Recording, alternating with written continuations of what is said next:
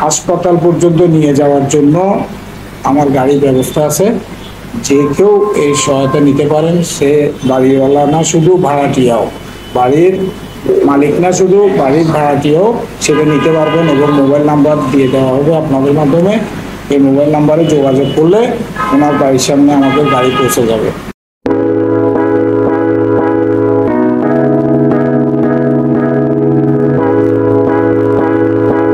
বীর চট্টলা টিভি থেকে আপনাকে স্বাগতম জানাচ্ছি।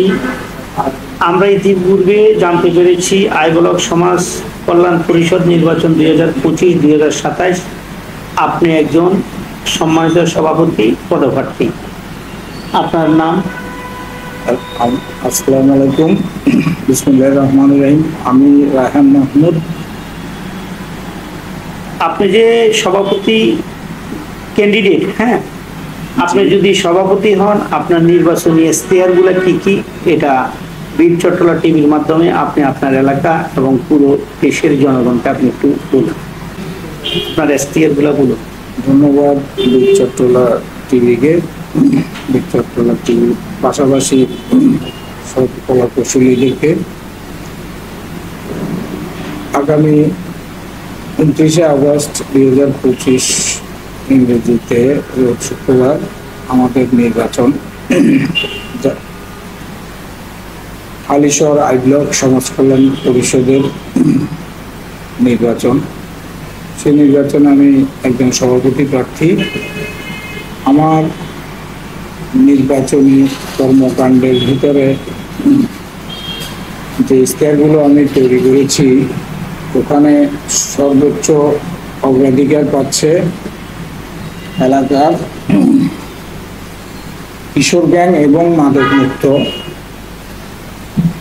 মহল্লা গড়ার লক্ষ্য। এই কিশোর গ্যাং এবং মাদক এর পক্ষে আমি ইতিমধ্যে কাজ শুরু করে দিয়েছি এদের দমনে, এবং ইনশাল্লাহ আগামীতেও আমি এবং আমার সহকর্মীবৃন্দ এবং আমার প্রতিবেশীবৃন্দ, এলাকার লোকজন সর্বোচ্চ চেষ্টা চালিয়ে যাব। ওনাদের সহযোগিতায় আমি সর্বোচ্চ চেষ্টা চালিয়ে যাব এই কিশোর গ্যাং এবং মাদক মুক্ত সমাজ গড়ার জন্য।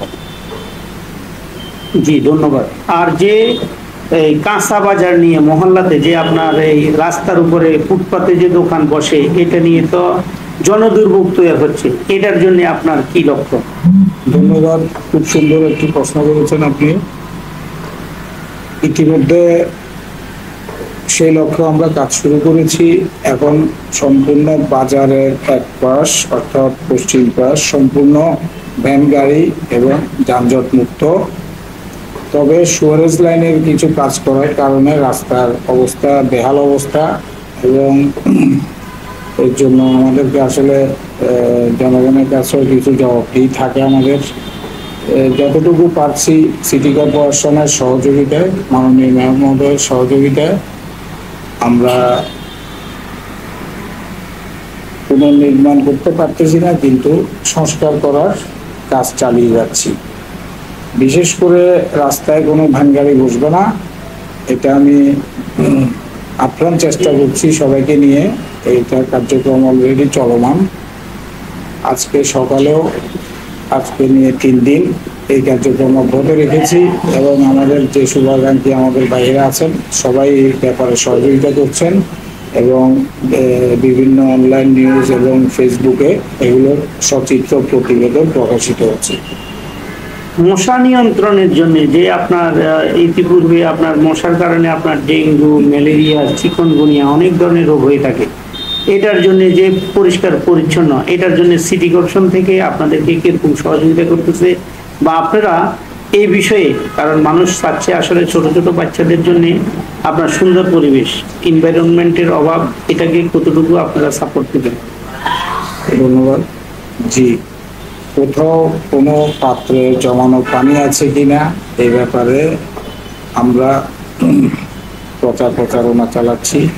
এইসব জমানো পানি থেকে বিভিন্ন রোগ সৃষ্টি হচ্ছে।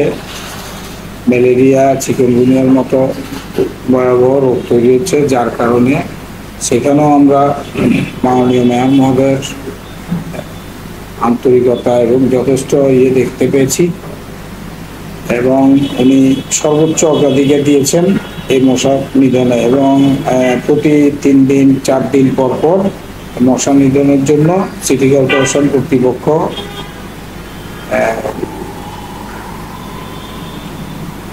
বিভিন্ন ঔষধ সামগ্রী দিয়ে, মশা নিধনের বিভিন্ন ঔষধ সামগ্রী দিয়ে স্প্রে গান, পাশাপাশি লিকুইড স্প্রে দিয়ে নালা নর্দমা এগুলোতে কাজ চালিয়ে যাচ্ছি। প্রতিদিন পুরো এলাকাকে আমরা ওইভাবে যেদিন মশা নিধন কর্মসূচি চলে সেদিন পুরো এলাকাতে আমরা স্প্রে করে এবং লিকুইড স্প্রে এবং ধোঁয়া সহ কন্টিনিউ চালিয়ে যাচ্ছি, এবং এর রেজাল্টও পাচ্ছি। জনগণ, আমার এলাকার প্রাণপ্রিয় জনগণ আমাকে এই ব্যাপারে খুব বাহবা দিয়েছে, ভালো একটা কাজ করেছে।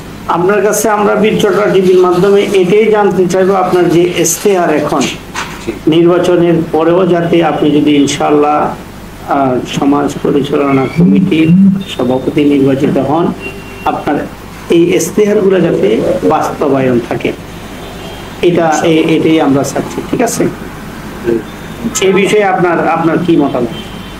জি, ইনশাল্লাহ আমি আপ্রাণ চেষ্টা করব আমার এলাকার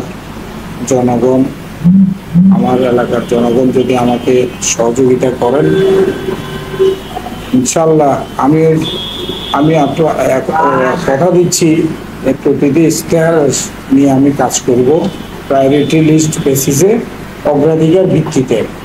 এবং আরেকটা বিষয় যেটা বলতে চাচ্ছি, এটা ইশতেহারে উল্লেখ হয়নি, ইতিমধ্যে আমি ফ্রি মেডিকেল সার্ভিস গাড়ি দিয়েছি।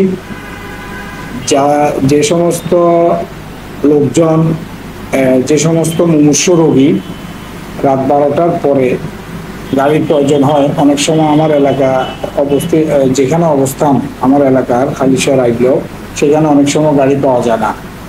আমরা ইতিমধ্যে ফেসবুকে দিয়েছি এবং আপনার মাধ্যমেও বলে দিতে চাই, ফ্রি মেডিকেল সার্ভিস অর্থাৎ হাসপাতাল পর্যন্ত নিয়ে যাওয়ার জন্য আমার গাড়ির ব্যবস্থা আছে। যে কেউ এই সহায়তা নিতে পারেন, সে বাড়িওয়ালা না শুধু ভাড়াটিয়াও, বাড়ির মালিক না শুধু বাড়ির ভাড়াটিয়াও সেটা নিতে পারবেন, এবং মোবাইল নাম্বার দিয়ে দেওয়া হবে আপনাদের মাধ্যমে।